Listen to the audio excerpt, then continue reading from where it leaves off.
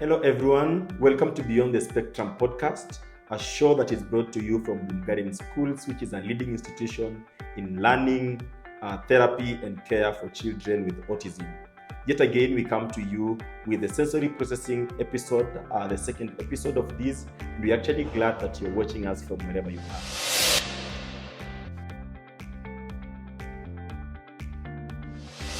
And when there is a problem on a sense, there would be a negative feedback or there would be a positive feedback from the sense.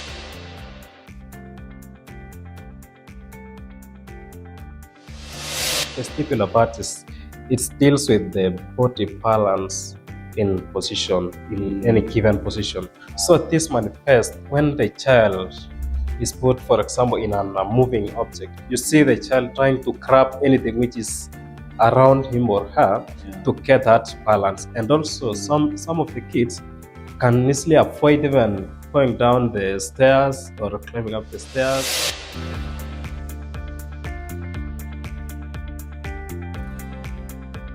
Hello, everyone. Welcome to Beyond the Spectrum podcast, a show that is brought to you from Bloom Schools, which is a leading institution in learning, therapy, and care for children with autism.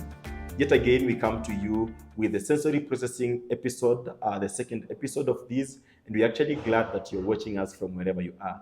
Today, I am joined by my colleagues whom we actually share the same profession. Without a doubt, I'll allow them to just introduce themselves so that we can get into it. From my immediate right, please. Good evening, everyone. I'm Deborah Chebet Korir, an occupational therapist at Bloom Garden School. Thank you, Deborah. Yes. Hello everyone, I'm Bernard Ngetich, occupational therapist at Bloom Gardens. Thank you so much, Ben. And yes, without a doubt, I am Nyawade Ronald, being with you here, and I'm your host today again. I'm an occupational therapist practicing in Bloom Schools, and it's quite a joy and a pleasure that you're watching us from wherever you are. And in case you just want to get more information about us anytime, feel free to get to our schools. We are located in Lavington, just along Mudangari Road. That is where we have the Bloom Garden Autism Academy, and my colleagues who currently work at Bloom Garden International School will also be able to just help you with any information. So if you would want to visit the school, it's in Gatundu Road, so feel free to pass by. And yes, we also have another branch which is in along Nyeri Road, in Kileleshwa as well. You would also feel free to just pass by, and I am sure it would be quite interesting to just interact with you even as we share more information as far as autism is concerned. Now, my colleagues, we are here yet again to just look at sensory processing and sensory issues, because we understand that we cannot run away from the fact that a majority or a good percentage of our kids on the spectrum would always manifest with sensory processing issues. I don't know the best place to start, but I think it's good to just have a review of where we are coming from. And Deborah, would start with you. Most of our viewers are asking then, what is sensory processing dysfunction or a disorder, and how do we marry sensory integration with what I have just said? Karibu sana. Okay, sensory processing disorder are disorders that are associated with the senses of the body, and each sense communicate in a different way. And when there is a problem on a sense, there will be a negative feedback or there will be a positive feedback from the senses. So that is all I can say. Yeah, I think that is the best place to start from. And as far as we can't mention sensory processing dysfunction and leave the sensory system into play. Sure. Ben, probably you could just help us understand the various senses, even as we just keep on building on the same. Okay, for the sensory integration, we usually measure on the senses, and when we start with the 5 common senses, we also have the added 2 senses, which include the vestibular side and the proprioception side.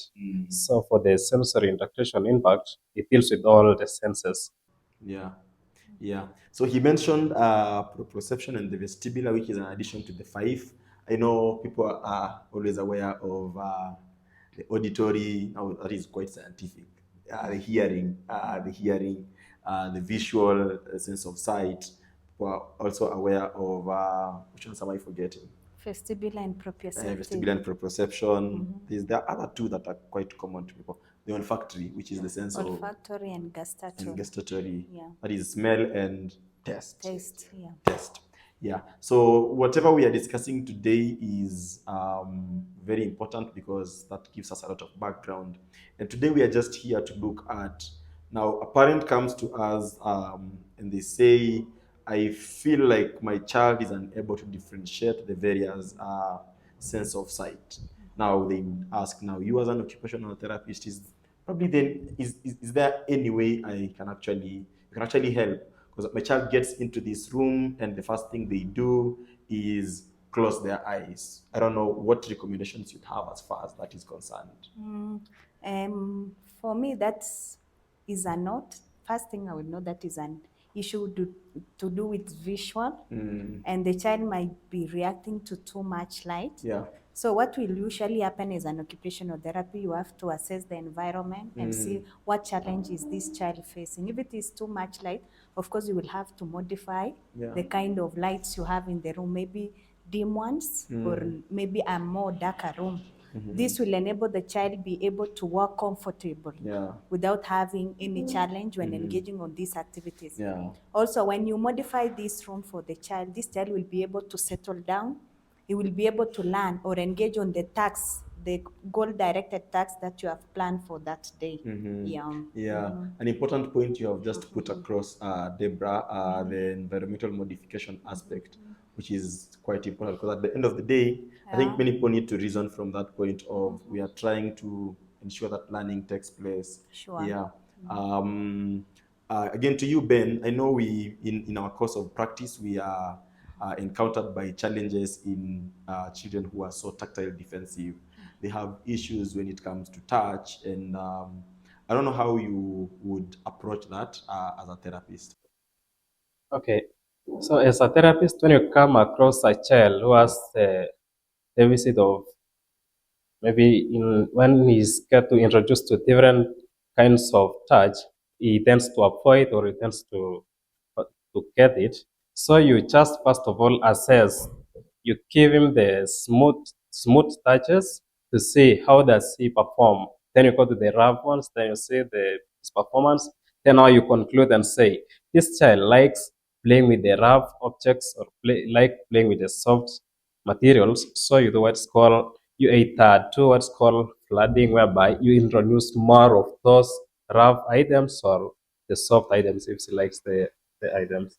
You look like you want to add something on that. Okay, addition on that, more of these senses, if the child is falling into certain category, because on the sensory processing disorders, we have different branches. The first one is sensory modulation disorder. Yeah. This is where you will find sensory over responsivity.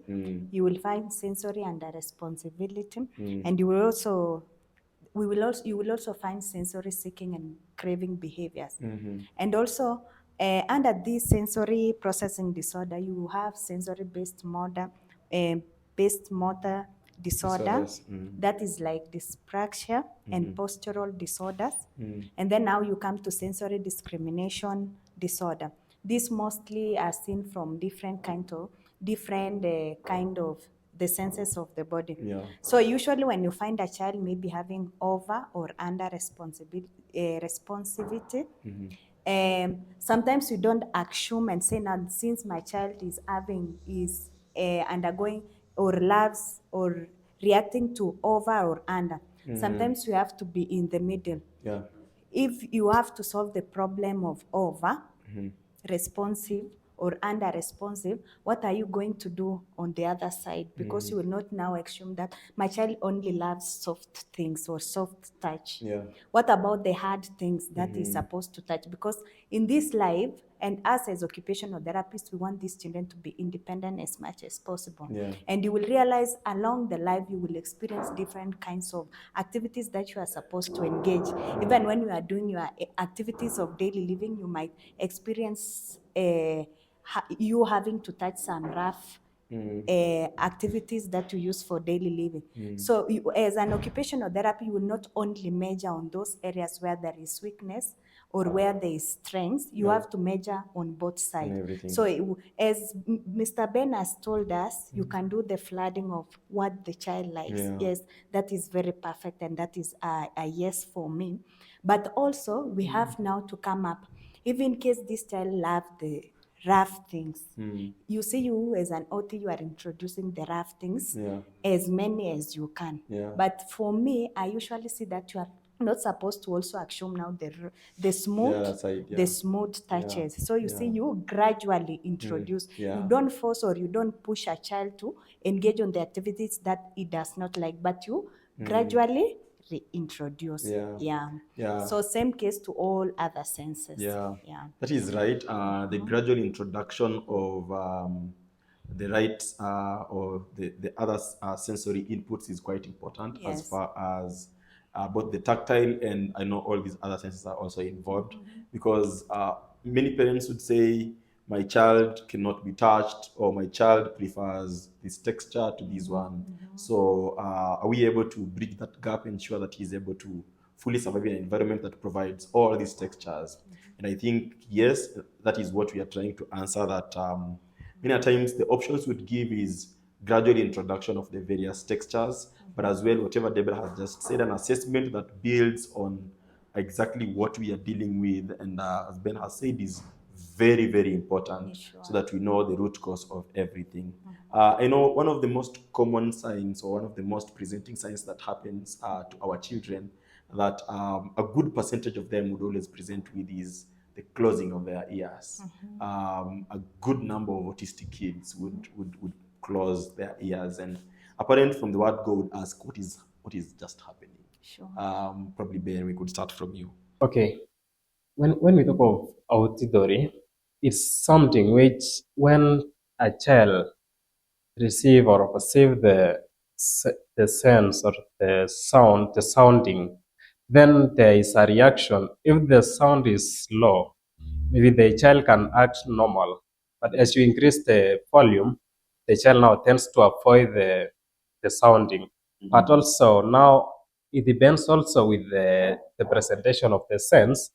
For seems for some children, they might avoid that high volume, and the others they are just okay with the volume. So whatever you'll do is that if we avoid the high pitches of sounds, you try to first of all reduce the sounding and see how in what moderation can you be able to be comfortable. And if it's like that also, you check, it's not only the sound, you check on all sounds to see which sound can this child be comfortable with when he's around with it. Yeah. Deborah, also on the same, just back to you. When it comes to our intervention as well, building upon where Ben has just stopped, some of the things that we do as therapists to just ensure that this child actually thrives in the environment, as far as auditory intervention is concerned. Okay, on the auditory, this is usually what we see in most of our children. Yeah. I think it's one of the major Yeah. sense that have issues.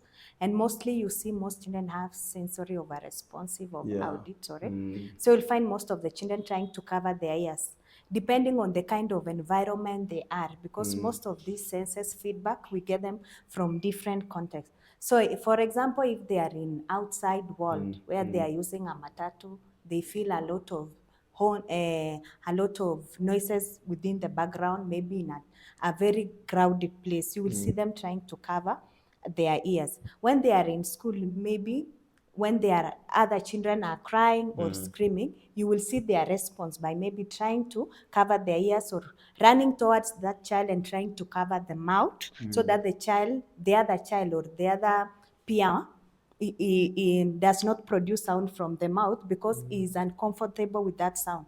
If it is in class also, you will find out maybe when they are moving their furnitures from one place to another, maybe can you take your chair? We got for an ICT lesson. You will find some of the children are trying to pull or drag the chair. And when there is reaction between the chair and the surface, of course, there will be a very bad sound. So we'll see them trying to cover their ears. So usually what we do as an occupational therapy, you ensure that the environment is more comfortable as much as possible. When you do an assessment and you find that this child has issues to do with the sensory, you assess the environment. If so that you are able to come up with an environment that is more comfortable for him to engage on the activities that you have said. Because if this environment is not good or is not comfortable, the child will not be able to engage even in education matters or engage on the therapeutic activities that you have set for that day. So one ways of ensuring that the environment is comfortable for children who have issues with auditory, the first thing, an environment should be a very silent environment. Maybe you can set aside a room for them where they are supposed to engage. Another thing, you have to alert other children or the staff in the school, or also if there is music, the music should be reduced for the child to be comfortable. And with time, this child is introduced to different worlds, because of course we will not come and now put a child maybe in a seclusion for him not to experience the other one. So you see, we usually encourage our parents to try to expose gradually to different kinds of sound, not only for the children to stay at home, but a child can take a walk with the child so that the child is able to experience the outside world. So that the sensory is able to process different kinds of the sounds, and the child now, with time, he will be able to be more comfortable or build confidence. That is all about auditory. Yes, you look like you want to add something, Ben. Yeah, and also for this, if you have noticed that this child has sensory overload towards auditory side, you can use something like sensory headphones, whereby you give him or her the headphones, then you put the rhythmical soundings, which in the course of the time you increase the volume, or you raise the volume, whereby the child can gradually develop and get that urge of now being comfortable wherever he or she is, despite any sounding. Yeah. Yeah, I think that is right. And many a times I love reminding our viewers the fact that when we are talking about the brain and our sensory systems, we are talking about the information we are receiving from our environment, and us taking it to the brain, and from the brain we have an interpretation, and that feedback then comes to become what manifests in our day-to-day lives. So that whatever Ben has also just shared right now, when we are introducing probably headphones, for instance, to be able to cater for a presentation that comes because of sensory overload or something of that sort, somebody clearly knows that we are trying to send a message to the brain. We are trying to send some intervention to the brain so that when the input, when the output is now out, this child is actually able to manage this environment much wiser. I know we are unable to fully exhaust how we literally go about that. And that is why we are saying an assessment is important, so that somebody is able to know that I'm starting with this child from this point. This child is very under-responsive or is over-responsive. So when we are giving them more stimulus, this is how they're going to behave, and this is how I probably would need to intervene in the long run. Yeah, I know a lot is said about the two other senses, the olfactory and the gustatory, but I want us to just go way to the proprioception and the vestibular, which are least spoken about as far as the senses are involved. There's only another one of interoception, but today we will not major on that. But because these two are more vivid, and you'd hear your therapist say, I have worked on proprioception for your child, or I have worked on the vestibular stimulation for your child. What do you always mean when you say these words? Because many people would ask those questions. I don't know where I can start from. Vestibular proprioception.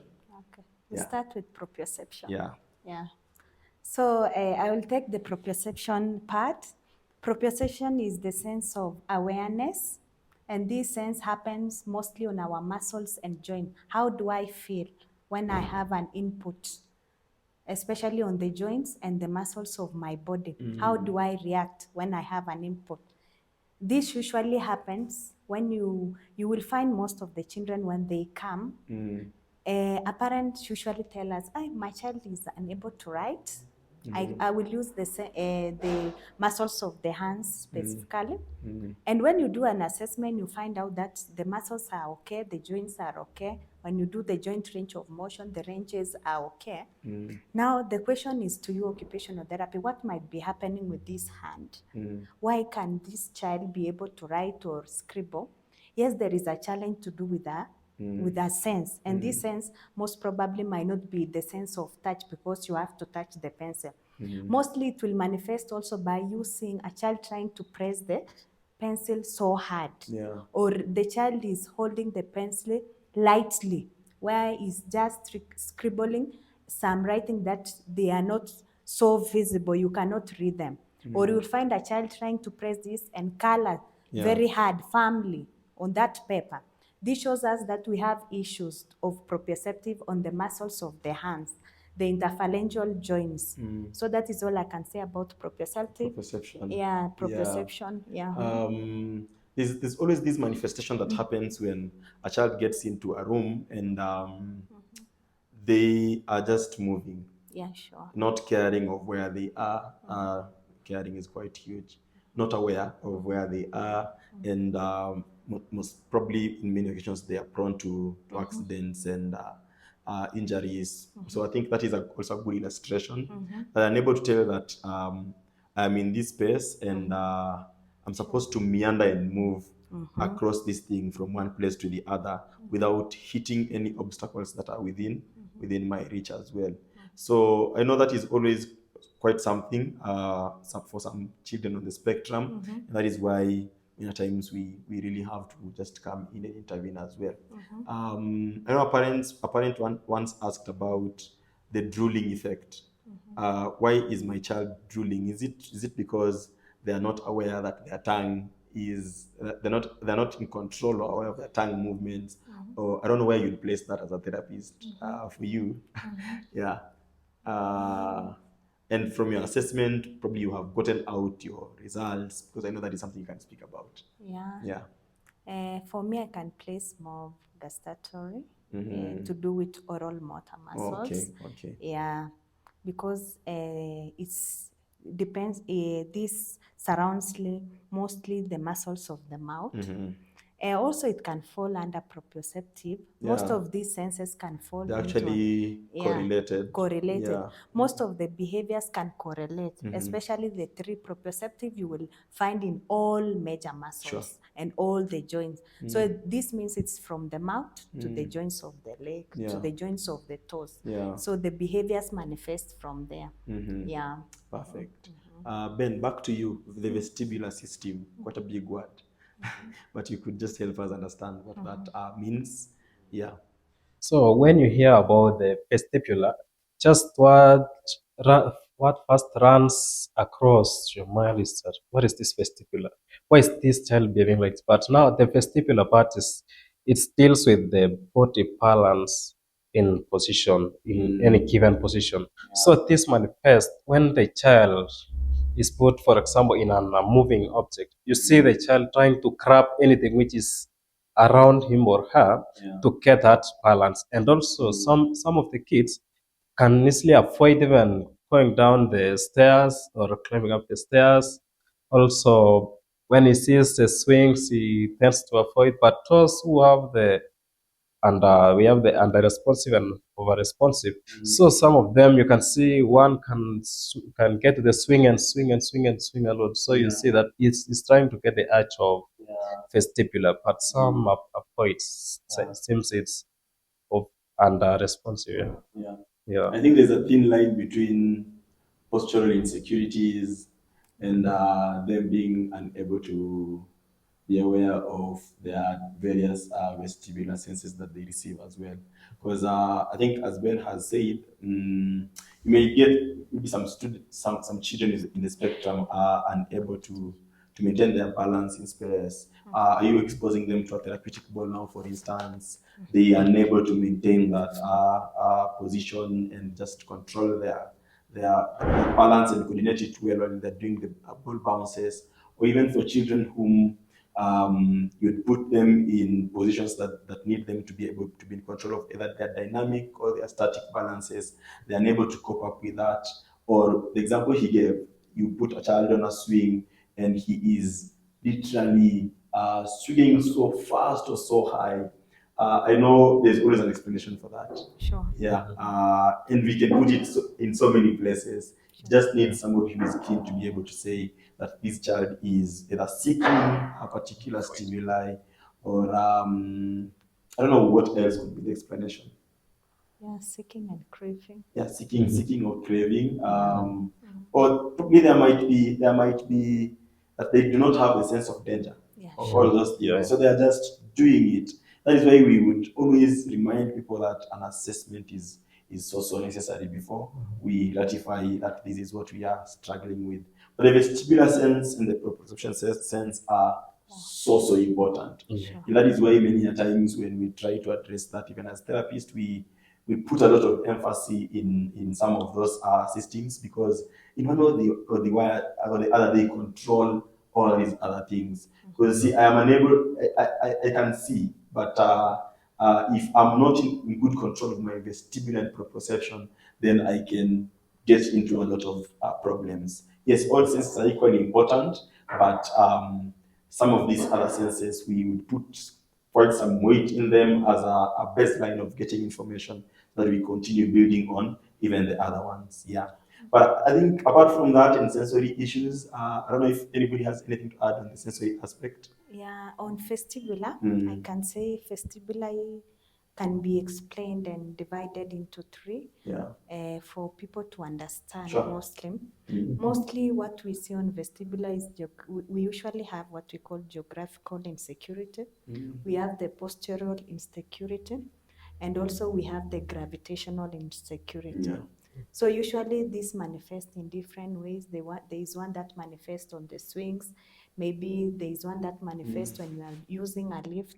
Geographical insecurity is where you take a child somewhere, maybe outside there, or an example, a tire, and you ask this child, can you jump? Or when you are doing obstacle course, you ask this child, can you jump inside and jump outside?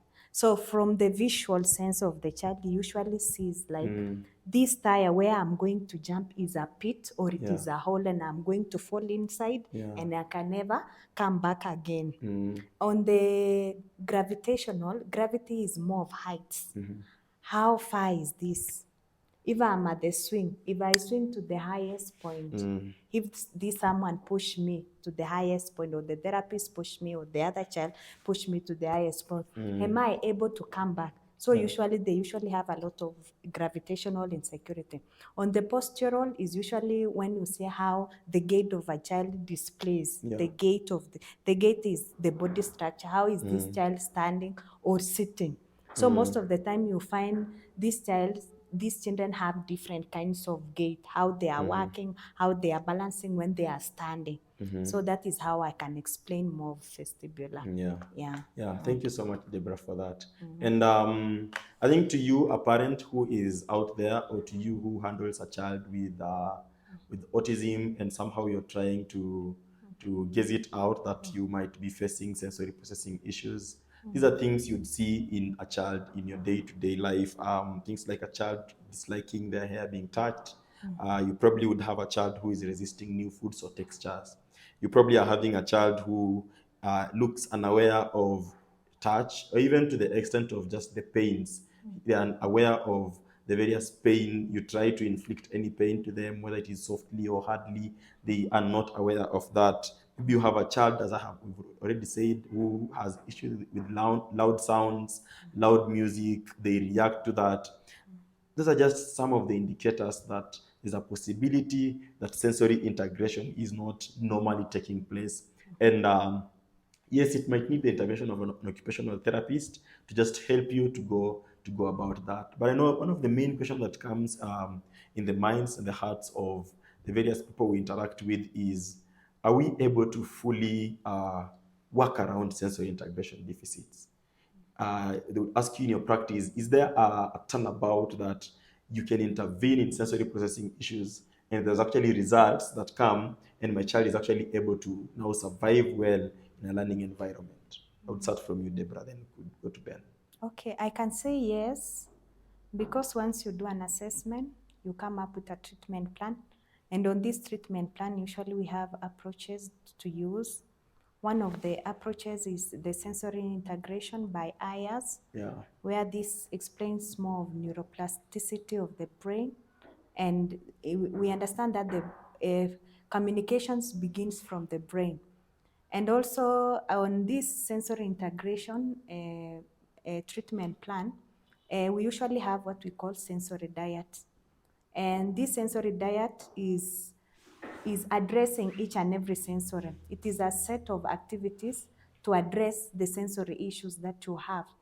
I think I'll give my co-presenters here to expound more, then we shall continue from there.